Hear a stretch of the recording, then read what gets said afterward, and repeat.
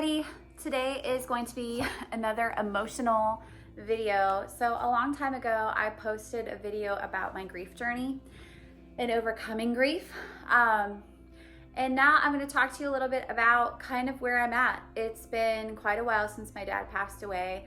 And I've gone through like mountains and valleys, but I would say the number one thing that I've been struggling with is just kind of moving on in my everyday life and not being kind of like shrouded in this loneliness and sadness, and kind of like finding how to absorb it and kind of make the pain part of my story and part of my life, but in a healthy way.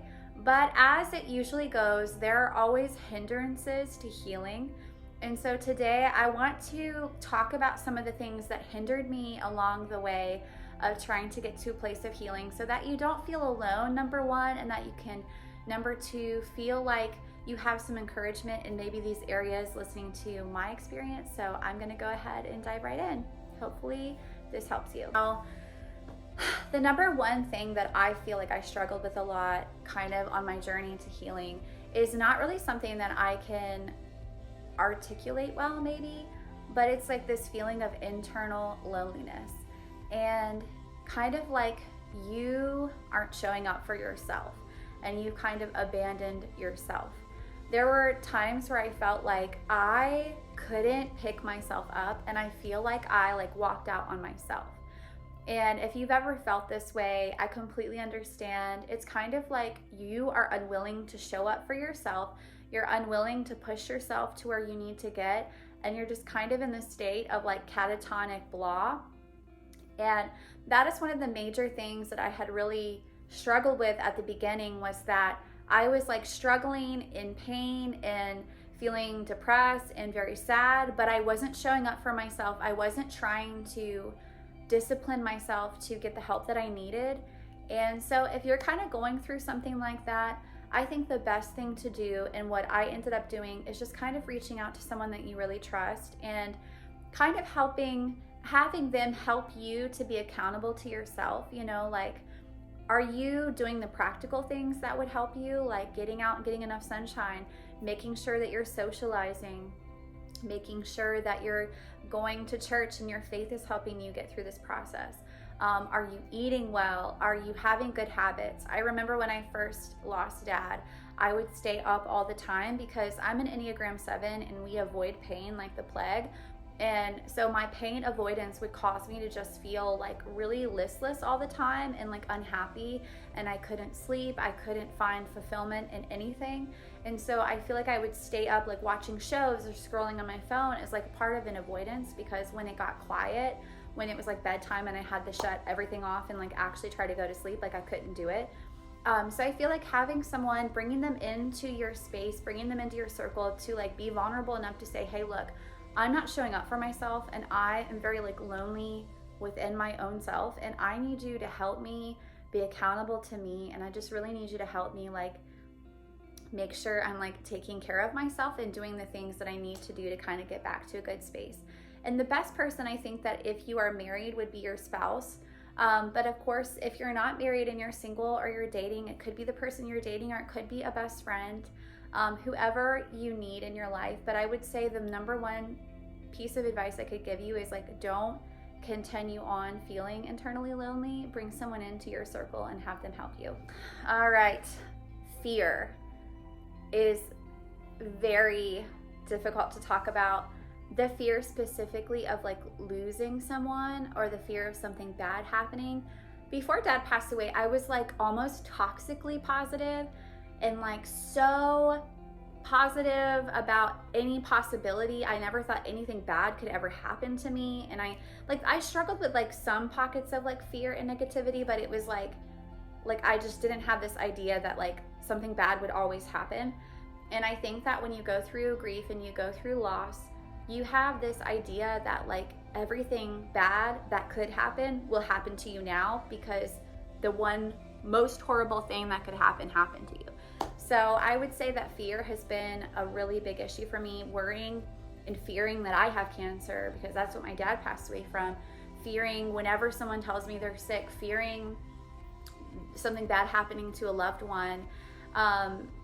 And I would say also now, like anytime I hear of someone that has also died that I know, it gets me into this like really bad cycle of like fear and sadness and like just worry. And so the ways that I could say that would help you and that helped me is to find if you're a Christian, find a grounding scripture to fight against that feeling of fear, something that you repeat to yourself every time those thoughts come into your mind, because we need to be just like Jesus in the Bible. He fought tempting thoughts with the word of God. That's what we always need to speak life and speak scriptures over those things that come against us. But if you're not a Christian, I would say find a mantra, something that like grounds you, a saying, a quote, something that you can say to yourself that anytime you're having those feelings, you just say something that grounds you back in the moment so that you can get your headspace back to thinking positively. And also try your best, and this is a discipline, to correct negative thoughts. So like as they occur, correct them before they actually embed into your brain and into your heart. And so that's something that I had to get kind of disciplined about doing, is like catching a thought and kind of like fixing it before I let it into my life and into my space and dwelled on it. And so try to do those things. But ultimately with fear, you just have to know that just because something happened bad to a family member doesn't mean it's going to happen to you. You just have to try your best to speak life over every negative thought that comes into your brain. And don't get on and research every little thing that you have wrong with you. One of the things that I got into is like fear research. Any worry or fear or thought I had, I would research it and then perpetuate it. Try to cut off the fear at the root and don't let it ground by perpetuating it, by like researching and looking up and all these different things. Fear sucks the life out of you and it limits you and it changes the possibilities in your life. So those are the things I would encourage you on with fear. What I would say is kind of like a abstract thought is like trauma response. So I feel like if you go through a traumatic change in your life, or you go through trauma, or you go through like pain of any kind, it's very easy to have a trauma response to any other problem in your life. And so that would be like expecting the worst and not being able to process those emotions. So it's almost like the same type of emotions you had when you experienced a trauma might be like projected on every small or big problem, because you don't know how to successfully process your emotions. And so you trauma respond to everything. It's like extreme emotion, it's extreme reaction. And then you might even dwell on a small problem for days and days and not know how to filter it through your emotional responses. And so that's the biggest thing I had struggled with after losing Dad, was that I felt like I had a trauma response to any small problem or any problem at all. The weight of the emotions I was feeling would be assigned to every problem, regardless of how big or small. And I really had to learn to process my emotions, because if you do not figure out a good way, and everybody has a different method, whatever works for you, if you don't have a way to process your emotions, whether it's writing it out, talking to a therapist, talking to someone you love, prayerfully praying about it, or maybe you need self-help books, maybe you need therapy of some kind that would help you, like group therapy where it draws it out of you. Like, if you don't find a way to process your emotions will destroy you. Like, they will literally sabotage everything you want to do in every relationship you want to have. So I would say finding a good way to manage your trauma response and realizing that it is a real thing. Like, there are so many people who got mad at me after Dad passed away because my reactions would be extreme to everything, and they would be like very emotional. And even someone said to me one time, it's like you had another death in the family. Like, are you okay? Like, small little things would happen and I would react in such a major way. And it's trauma response. Like, people need to understand that grief and loss is a journey, and it affects and clogs up your ability to process any emotion. It literally clogs you up. So you have to find a way to break down those emotional barriers And the best way to do that, in my opinion, would be through therapy, but also there are a lot of other spiritual, practical ways that you can do that. So find the best way to kind of cleanse your emotions so you can get rid of the blockade of your trauma response, and try to find ways that you can appropriately respond to situations in your life. Because having and keeping and not managing and not changing and fixing a trauma response will cause you to sabotage a lot of wonderful things in your life. The next one is bitterness. I majorly struggled with bitterness. I would say that when you go through something really hard and you go through loss, it's very easy to be embittered. Like you're just mad. Like how dare that happen to me? Or like all bad things happen to me. And just having this like very negative outlook on everything, and you also tend to be bitter towards people. Like if something good happens to them, you're bitter towards that. Or if they, you see pictures of them with their family and they have everyone and they haven't lost anyone, you become bitter towards that. And I feel like bitter and envy kind of go hand in hand, because if you're bitter towards your life and you let the root of bitterness take hold in your life, and you start to just get mad about everyone else's success and victories, and like, they don't have it as bad as me, their life is perfect, my life is this, my life is bad, my life is in pain, and they're happy, and you start to kind of like dwell on those feelings, it becomes envy, to where you're like envying the things that they have and do. Like you're like, oh well, they had a great Christmas because they have everyone and they haven't lost anyone, and she's going to visit her parents because they're not divorced and her dad didn't die. You know what I mean? Like, so it's like bitterness and envy go hand in hand. And if you dwell so much on the negative things in your life, you can become bitter towards everything and everyone in your life. And I struggled with this a lot, to be honest with you, just being transparent. I had to really change and like find the root of bitterness and uproot it. And the way that I did that was through my relationship with God and scriptures and talking it out with people that I really loved. I feel like if you don't manage your grief well, bitterness is very easy to come in and kind of steal your joy in every situation. And bitterness, envy, and pessimism all go hand in hand. It's almost like a cycle. Like if you're bitter, you become envious. If you're envious, you become pessimistic. Like pessimism will have its own genre here in a second, but it's all kind of like interconnected. So you need to be careful about not allowing bitterness to take root in your life. And if you're finding yourself in a cycle of bitterness, I would say write down all the things you're thankful for, dwell on the things that are good in your life, and constantly remind yourself of those things. Write it down and post-it notes, put it everywhere. I'm thankful that I have healthy children. I'm thankful that I have a home. I'm thankful that I have everyone I do have in my life, and try to focus on the good and not the bad. Focusing on good is intentional. It literally is intentionally done, and you have to force yourself in a disciplinary way to do it. You have to correct those thoughts, and you have to be disciplined with yourself. If you let bitterness take root, it will literally steal every future joy you could ever have. And nobody wants to be around a bitter person, so you start to notice that people withdraw from you. So that's my best advice on dealing with bitterness, is focus on the good and be intentional about the ways that you discipline your thoughts. Next one I have is unforgiveness. It's really strange, but losing someone made me very unforgiving towards people who do wrong to me, because you already feel like you have had something so bad happen to you that any other thing people might do against you, whether it's forgetting to invite you somewhere, or being mean to you, or being neglectful, or just they say something that hurts your feelings, like whatever it could be.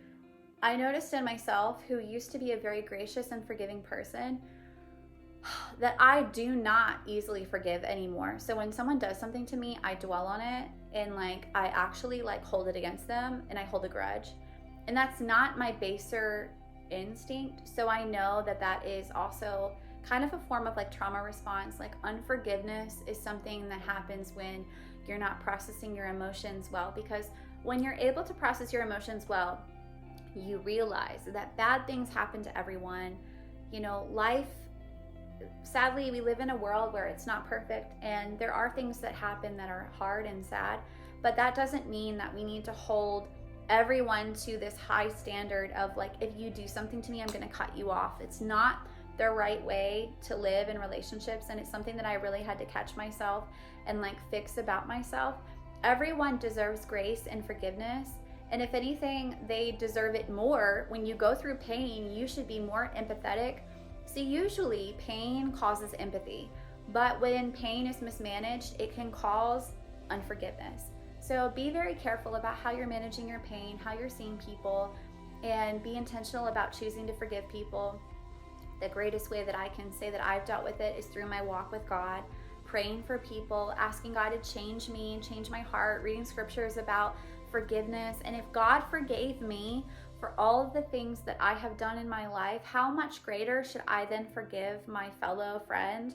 It says in the Bible that you should forgive even your enemies. And so I really have to, as a Christian, but also just a person who's gone through grief, catch myself and remember that like holding on to unforgiveness, you think it hurts the other person, you're like withholding forgiveness and like intentionally trying to hurt them, and that is such a horrible way to be, and it only cages you in and makes you cut off from other people and makes you alienated. So my best advice for that would just be to recognize it and make steps, whether personal or spiritual, to deal with it and catch it to where you're quick to forgive and just say it. I say a lot of things. I truly believe in speaking life, and I feel like your words have power.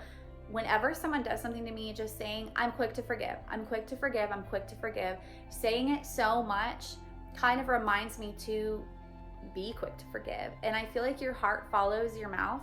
So what you're saying, your heart will follow. So I try to speak positive things so that my heart follows in the direction that my mouth is saying it. Like if I'm mad and I'm raging and I'm saying they don't deserve my forgiveness and how could they do that to me because don't they know all that I've gone through and all this and that. Everybody has pain. Everybody is fighting a battle that you know nothing about. So be very careful to take out the root of unforgiveness in your life, because it absolutely will alienate you, which is what you don't need when you're grieving. All right, we're coming to the very end. The two last things that I would like to hit on, I'm going to do them pretty quickly, but there is healthy withdrawal and unhealthy withdrawal. When you're going through loss and trauma, it's very healthy to withdraw for a time so that you can process your emotions privately and that you can really focus on doing the work. I want everyone to understand that overcoming grief is actual work. Overcoming pain is work. You have to discipline yourself. You have to fight bad thoughts. You have to constantly speak life over yourself. You have to not let yourself fall into these pockets of negativity, which is so easy to do when you're already in pain. It's work. And some of that work needs to be done privately. So sometimes you need to withdraw for a time and kind of focus on you and get a plan in place to process your emotions, find accountability partners, find a way that you're going to deal with each problem that you're going through, find a therapist, find a counselor, something like that. So I feel like there is an appropriate, healthy time of withdrawal, but if you feel like withdrawing has become your only response to everything, whenever something is hard, you withdraw. Whenever something is painful, you withdraw. Whenever a relationship isn't going perfectly, you withdraw. Unhealthy withdrawal can be such a bad habit to get into because it alienates you when you need people. When we're going through pain and trauma, especially for sevens, I don't know about other Enneagrams, but it's very common to we're so prideful that we want to deal with things privately so that no one can see us going through vulnerable things and no one can see us not all put together. But I tell you that withdrawal in an unhealthy way is the worst thing you can do. It's almost like cutting off a branch. It's like cutting off a limb from your supply. You need people to supply joy and love and kindness to you. And if you cut yourself off from that supply, you're just going to wither on the vine. So I think that there is an examination you need to do depending on your time of loss and how long it's been since you've lost someone. There is a healthy time to withdraw, and then there is an unhealthy time. Have I been withdrawing in every situation? Have I been withdrawing from people who really love me and are there to help me? Am I withdrawing at any sign of obstacles in a relationship? Am I withdrawing with any kind of signs of vulnerability or pain in someone else's life. And we need to really categorize like what it means to withdraw and why we might be doing it, because it can be very unhealthy as a habit to get into. And as someone who's gone through loss, it's very easy to withdraw when you think that there's going to be problems, or maybe someone is behaving in a way that you are not happy with and you're already struggling with bitterness and unforgiveness, and it's just much easier to withdraw than deal with the problem. But that causes us to lose a lot of really great relationships, and honestly, it just causes us to lose respect for ourselves too. And so I think it's really something that we need to deal with in a like proper way. So keep in mind as you're going through grief that there is unhealthy and there is healthy withdrawal, and which one are you at, and which way can you deal with your emotions to where you're not doing something unhealthy that's cutting you off from your supply of people that you need. I'm gonna end with pessimism. As a person who's gone through grief, one of the easiest things to get into is a response of pessimism to everything under the sun. Pessimism becomes your only personality. Pessimism becomes your only thought. And pessimism can also just be negativity, or some people call them a realist. But in my opinion, a pessimist is someone who sees the negative before they see the good in every situation. So your first response is to see the bad and not the good. This is also a type of trauma response, because if you've gone through pain, it's very easy to then have your rose-colored glasses removed, and now you see the world for what it really is, and you see behind the veil, or as Taylor Swift sings, now that I know what's what. Like, now that I know what's what, life sucks, you know? And I just think that it's such a sad outlook to continue. We feel what we feed. And so if you are feeling pessimism and negativity as your first response to every situation, then you're feeding it. And you need to find the ways that you're feeding it. And you need to find the mental patterns that are feeding it and the word patterns that are feeding it. And you need to change that. And that's work. And I am not sitting here saying that the things I'm telling you are not actual work and hard. And I mean, in my opinion, I think it would be even best to go through these like work situations with a therapist, because sometimes it's really hard to have a metric to gauge like how successful you're being in overcoming these different things. But these are work. So I would say with pessimism, evaluate yourself. If something good happens, in the back of your mind, are you like, okay, this is suspicious, something's bad, I'm not this lucky, something's wrong, something's gonna happen, the other shoe is gonna fall, you know, things like that. Like, is that your response to everything? Because if it is, then that is learned behavior that is usually from traumatic situations in your life. It's not a normal way to be. And even if you say, I've always been that way, that's my personality, there's probably something down the line of your life that has caused you to become that way, some type of trauma, some type of pain that has gone unaddressed or unresolved. As people, we absorb a lot that we don't even talk about. We absorb a lot of pain that we don't even look at and process. And so my charge to you would be, find a way that you can process and excavate that pain and examine what things you're still holding on to that are causing you to feel all these things. An excavation of our pain can look like therapy. It can look like journaling. It can look like talking to someone we love. It can look like going to group therapy. It can look like going to a pastor that you feel like you can trust and kind of just having some spiritual direction. It can be going to God. It can be going to the Word of God. It can be going to books on the certain topics. Like, I started reading books on pessimism. I started reading books on bitterness. I don't post them all on my Goodreads because I don't want everyone to know all the time. But I tried to find books that are specific to each thing I'm struggling with so that I can kind of walk myself through how to purge myself, and it's very important to do that. So if you're dealing with pessimism, just know that it's probably a response to trauma, and it's something that you can fix and you can control. And so I just encourage you to start the journey. I hope this helped you. I hope that my pain and my experience and my grief can be a little bit of a beacon of hope that it is possible to heal and it is possible to get through difficult things. But I will be honest with you that it does take a lot of work and introspection. So I just encourage you that if you haven't already started that journey towards healing, these are some things that you could address, some things that might be popping up. And I'm praying for you, and I'm with you, and I hope that your road to healing is paved with beauty and joy. And I will talk to you next time. Bye-bye.